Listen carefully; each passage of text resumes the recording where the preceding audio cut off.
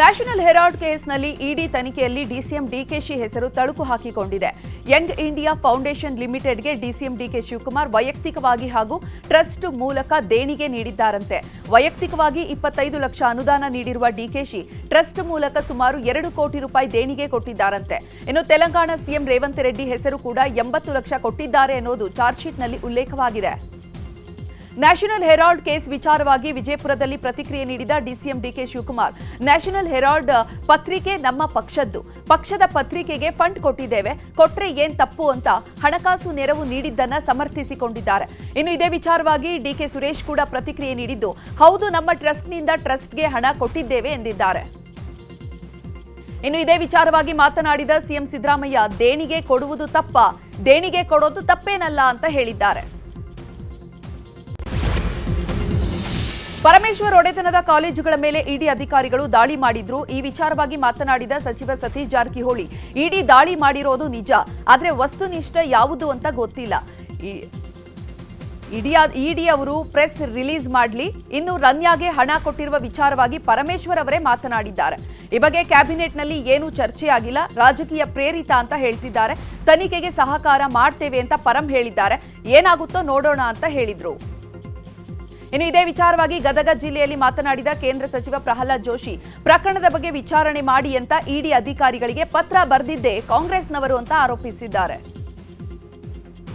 ಇನ್ನು ಜೋಶಿ ಹೇಳಿಕೆ ಬಗ್ಗೆ ಗದಗದಲ್ಲಿ ವೈದ್ಯಕೀಯ ಶಿಕ್ಷಣ ಸಚಿವ ಶರಣಪ್ರಕಾಶ್ ಪಾಟೀಲ್ ಪ್ರತಿಕ್ರಿಯೆ ನೀಡಿದ್ದು, ಇಡಿ ಜೋಶಿ ಅವರ ತಾಳಕ್ಕೆ ತಕ್ಕಂತೆ ಕುಣಿಯುತ್ತಿದ್ದಾರಾ, ಅವರ ಮಾರ್ಗದರ್ಶನದಲ್ಲೇ ದಾಳಿ ನಡೀತಾ ಇದೆಯಾ ಅಂತ ಪ್ರಶ್ನೆ ಮಾಡಿದ್ದಾರೆ.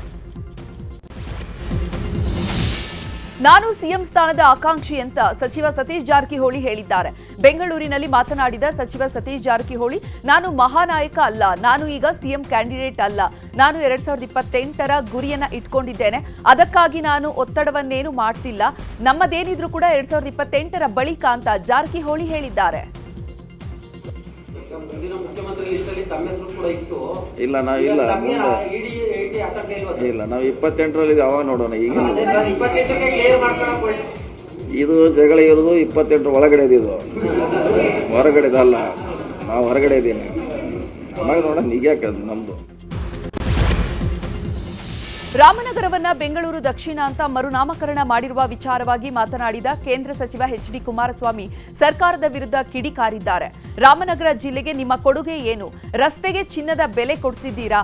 ರಾಮನಗರ ಹೆಸರಿಗೆ ಒಂದು ಇತಿಹಾಸ ಇದೆ. ಈ ರಾಜಕಾರಣಕ್ಕೆ ನಾನು ತಲೆ ಕೆಡಿಸಿಕೊಳ್ಳಲ್ಲ. ಈಗ ಜಮೀನುಗಳಿಗೆ ಬೆಲೆ ಇಲ್ವಾ? ನನ್ನ ಮೇಲೆ ಗದಾ ಪ್ರಹಾರ ಮಾಡ್ತಿದ್ದಾರಲ್ವಾ? ಈಗಿರುವಂತಹ ನಾಯಕರು ಮಾಡಿಕೊಂಡಿರೋದು 50% ಸರ್ಕಾರಿ ಜಮೀನುಗಳಿವೆ. ಶಾಂತಿನಗರದ ದಲಿತರ ಜಾಗ ನುಂಗಿದ್ದು ಯಾರು ಅಂತ ಡಿಕೆಶಿ ವಿರುದ್ಧ ಪರೋಕ್ಷವಾಗಿ ವಾಗ್ದಾಳಿ ನಡೆಸಿದ್ದಾರೆ. ರಾಮನಗರ ಹೆಸರು ಬದಲಾವಣೆ ವಿಚಾರವಾಗಿ ಮೈಸೂರಿನಲ್ಲಿ ಮಾತನಾಡಿದ ಸಿಎಂ ಸಿದ್ದರಾಮಯ್ಯ, ರಾಜ್ಯ ಸರ್ಕಾರಕ್ಕೆ ಹೆಸರು ಬದಲಿಸುವ ಅಧಿಕಾರ ಇದೆ. ರಾಮನಗರ ಜಿಲ್ಲೆ ಮಾಡಿದಾಗ ಯಾವ ಇತಿಹಾಸ ಇತ್ತು? ಎಲ್ಲವನ್ನ ಜನಾಭಿಪ್ರಾಯದ ಮೇಲೆ ಮಾಡಲಾಗಿದೆ.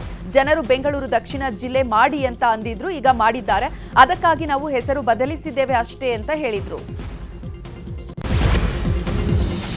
ರಾಮನಗರ ಜಿಲ್ಲೆ ಹೆಸರು ಮರುನಾಮಕರಣ ವಿಚಾರದ ಬಗ್ಗೆ ವಿಧಾನಸೌಧದಲ್ಲಿ ಮಾತನಾಡಿದ ಶಾಸಕ ಎಚ್.ಡಿ. ರೇವಣ್ಣ, ರಾಮನಗರ ಜಿಲ್ಲೆ ಇತಿಹಾಸ ಇರುವಂತಹ ಜಿಲ್ಲೆ. ಈ ಜಿಲ್ಲೆಯನ್ನ ರಾಜಕೀಯ ದುರುದ್ದೇಶಕ್ಕೆ ಏನು ಬೇಕಾದ್ರೂ ಮಾಡ್ತಾರೆ, ಮಾಡಲಿ. ಅವರು ಅದೆಷ್ಟು ದಿನ ಮಾಡ್ತಾರೆ ನೋಡೋಣ. ಅಭಿವೃದ್ಧಿ ಬಗ್ಗೆ ಏನು ಹೇಳೋದಿಕ್ ಹೋಗಲ್ಲ. ಕಾಲ ಬಂದಾಗ ಮತ್ತೆ ಕುಮಾರಣ್ಣ ರಾಮನಗರ ಅಂತ ಮಾಡ್ತಾರೆ ಅಂತ ಹೇಳಿದ್ದಾರೆ.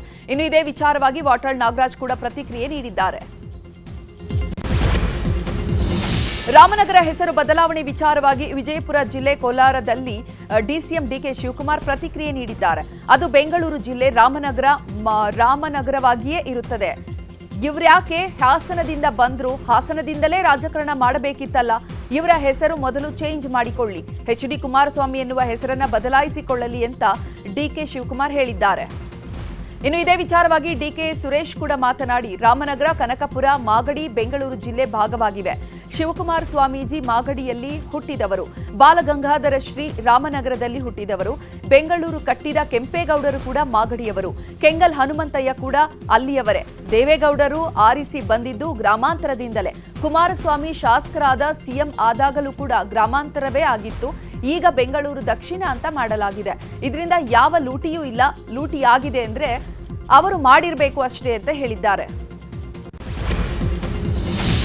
ಜಾತಿ ಸಮೀಕ್ಷೆ ಮಾಡದ ಪಾಲಿಕೆ ಅಧಿಕಾರಿಗಳನ್ನ ಅಮಾನತು ಮಾಡಲಾಗಿದೆ. ಡಾಕ್ಟರ್ ನಾಗಮೋಹನ್ ದಾಸ್ ಆಯೋಗದ ಆದೇಶದಂತೆ ಜಾತಿ ಸಮೀಕ್ಷೆ ನಡೆಸಲಾಗ್ತಾ ಇತ್ತು. ಪ್ರತಿದಿನವೂ ಮನೆ ಮನೆಗೆ ಭೇಟಿ ನೀಡಿ ವರದಿ ಸಂಗ್ರಹಕ್ಕೆ ಸೂಚಿಸಲಾಗಿತ್ತು. ಆದರೆ ಮೊಬೈಲ್ ಲಾಗಿನ್ ಮಾಡದೆ ಅಧಿಕಾರಿಗಳು ಕಳ್ಳಾಟ ಆಡಿದ್ದಾರೆ. ಈ ಹಿನ್ನೆಲೆಯಲ್ಲಿ ಕರ್ತವ್ಯ ಲೋಪದಡಿ 5 ಅಧಿಕಾರಿಗಳನ್ನು ಅಮಾನತು ಮಾಡಿ ಬಿಬಿಎಂಪಿ ಮುಖ್ಯ ಆಯುಕ್ತ ಮಹೇಶ್ವರ್ ರಾವ್ ಆದೇಶಿಸಿದ್ದಾರೆ.